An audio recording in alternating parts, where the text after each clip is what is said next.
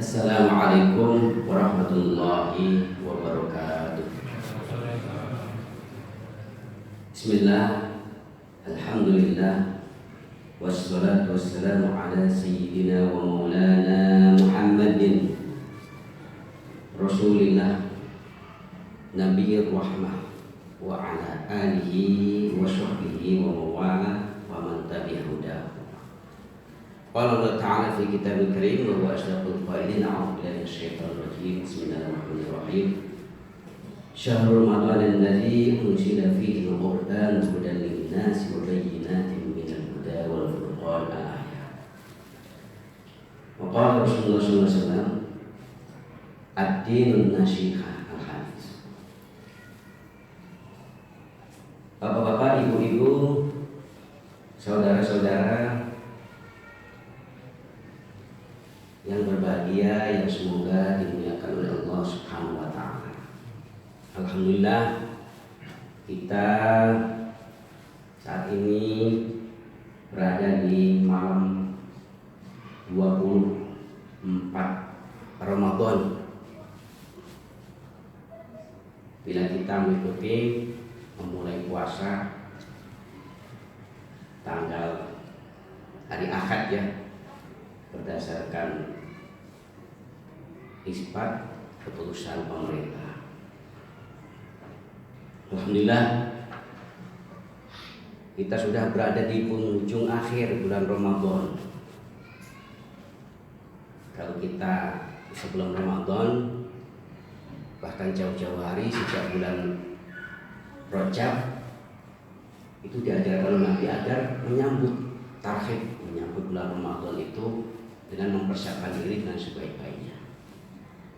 Kita diajarkan doa, Allahumma barik lana fi Rajab wa Sya'bana wa barik lana fi Ramadan. Ya Allah, berkailah kami di bulan Rajab dan bulan Sya'ban, dan ya Allah berkailah pula kami di bulan Ramadan. Jadi kita sudah jauh-jauh hari diajarkan oleh Rasulullah agar kita menyambut Ramadan ini. Nah, sekarang kita sudah di penghujung akhir. Setahun sekali Ramadan itu, sejak Rajab kita dianjurkan sudah mempersiapkan diri. Bagikan menyambut kekasih yang karena memang bulan Ramadan itu adalah Syahrul Karim, bulan yang mulia, Syahrul Mubarak, bulan yang penuh keberkahan. Tentu bagi kita orang yang beriman, ketika berada di penghujung Ramadan itu ya punya hati, punya perasaan yang kok begitu cepat Ramadan itu akan selalu meninggalkan kita.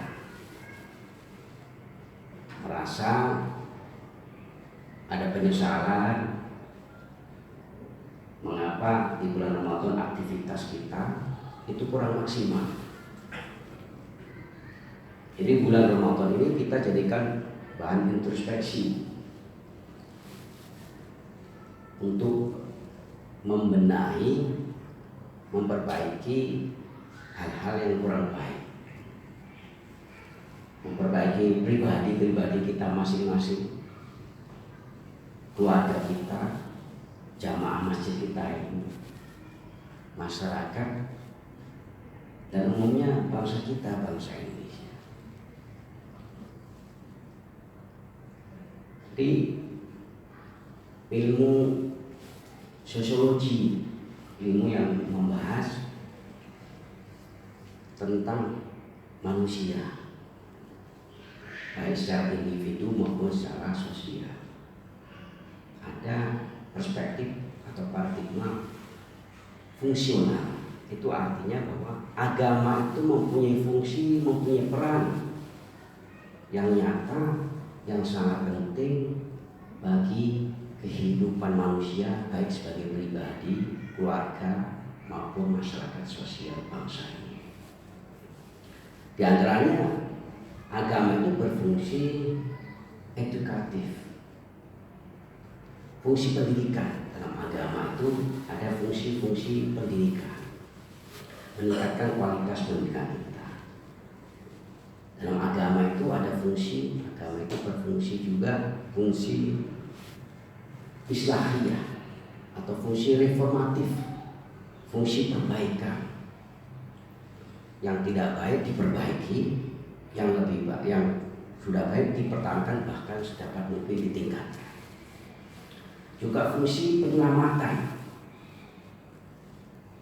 Kita dengan beragama tentu berharap agar kita selamat, bukan hanya di dunia tapi juga di akhirat. Karena itu kita diajarkan Rabbana atina fid dunya hasanah wa fil akhirati hasanah wa qina adzabannar. Ya Allah, berikanlah anugerah kepada kami di dunia ini kebaikan hasanah, wa fil akhirati hasanah, dan berikan pula kebaikan di akhirat nanti, wa qina adzabannar, dan selamatkanlah kami dari neraka. Nah, kita harus sadar bahwa agama itu penting bagi kita, karena agama ada fungsinya. Dan memang secara prinsip Islam ini adalah agama nasihat.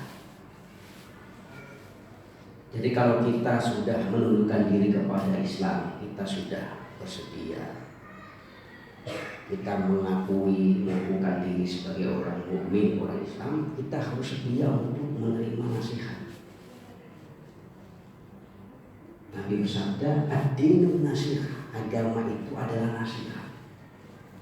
Dan di antara nasihatnya adalah wali'immatil muslimin wa ammatihim, nasihat bagi pemimpin-pemimpin orang Islam dan nasihat bagi masyarakat muslim kita semua.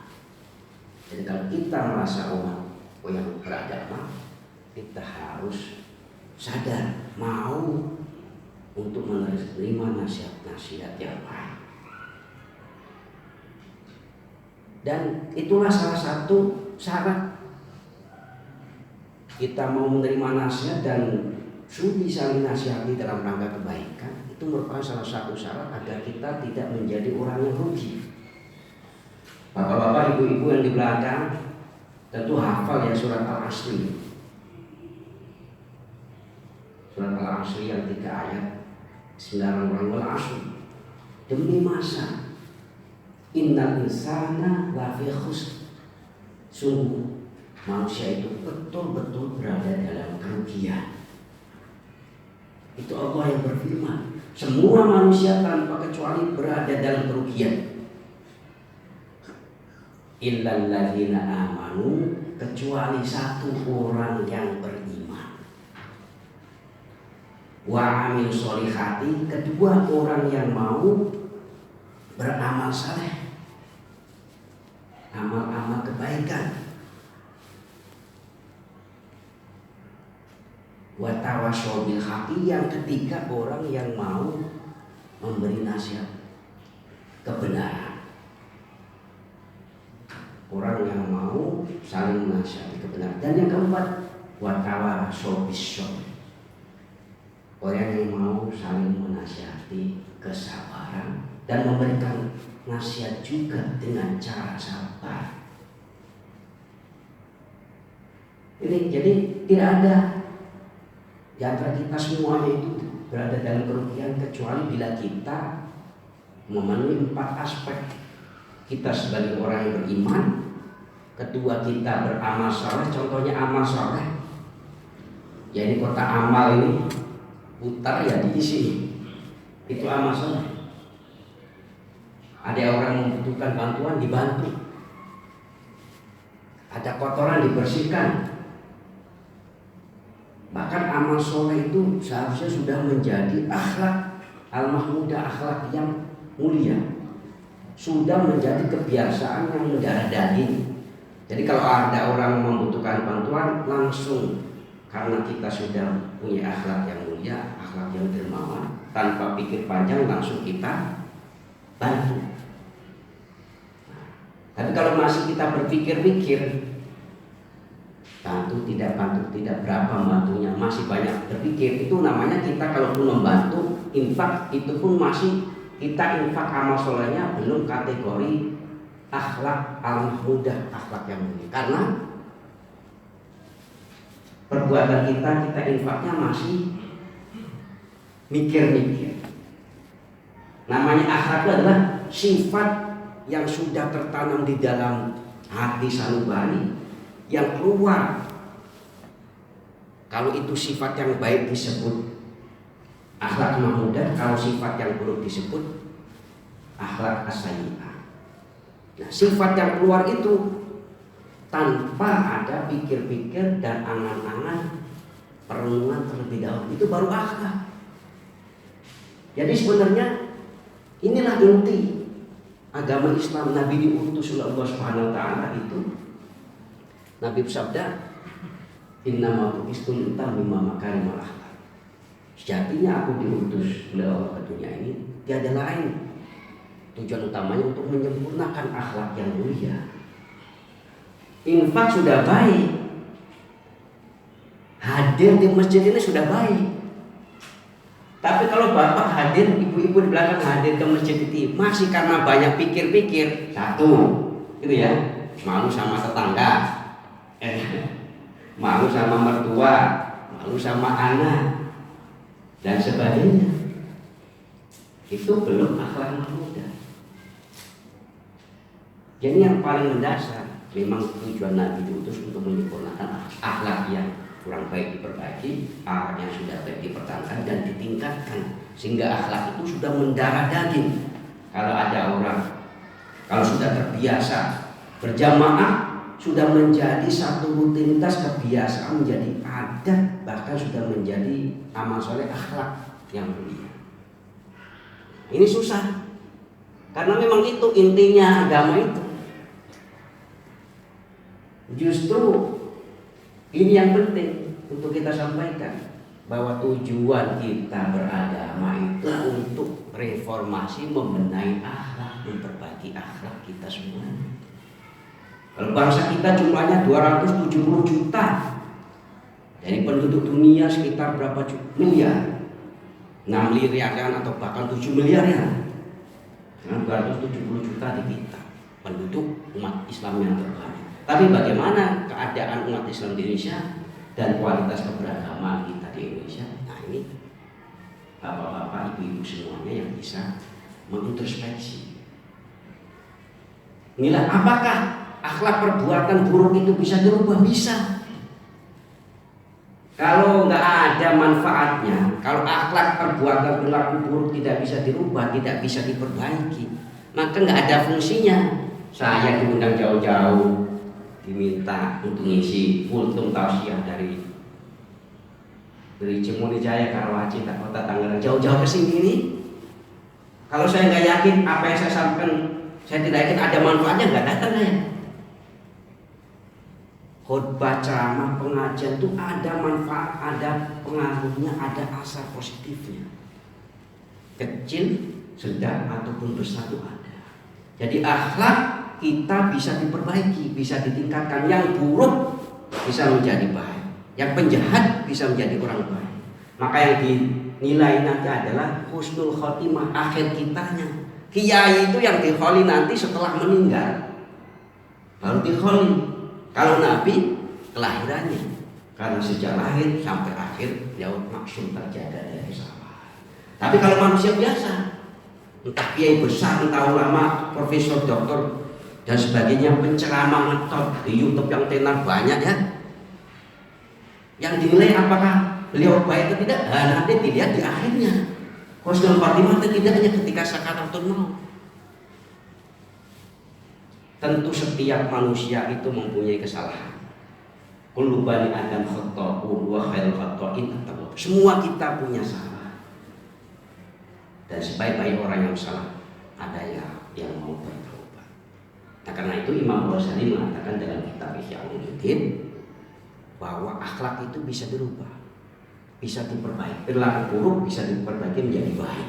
Ini jamaah ini, masjid yang begitu megah besarnya ini, kalau gini kecilnya kan nggak sesuai gitu. Ya, kurang cocok gitu. Nah, apakah bisa ditingkatkan? Bisa. Caranya gimana? Ya saling bahu-membahu antara pengurus DKM dengan jamaahnya, saling komunikasi, saling interaksi, saling mengajak kebaikan. Wa tawassaw bil haqqi wa tawassaw bis sabr. Kalau pengurusnya nggak mau ngajar ya berarti belum melaksanakan tawasau bil haqqi wa tawasau bis sabr. Demikian juga jemaah. Ini akhlak bisa dibenahi. Kata Imam Ghazali ini sebagai penutup, "Lau kanatil akhlaqu la taqbalu taghyir," kata Imam Ghazali, "la batalatil wasaya wal mawa'iz wat ta'dibat." Dalam kitab Ihyauluddin juz 1. Andaikan akhlak perilaku kita manusia ini tidak bisa dibenahi, ya, maka tidak ada artinya, tidak ada nilainya, sia-sia semua mau'izah hasanah, semua ceramah, semua pengajian, khutbah-khutbah, tabligh akbar, kultum ini pun nggak ada artinya. Pendidikan Islam, PPQ, PPA, pesantren, UIN, institut, nggak ada artinya. Pendidikan akhlak nggak ada artinya kalau memang akhlak perilaku tidak bisa dibenahi.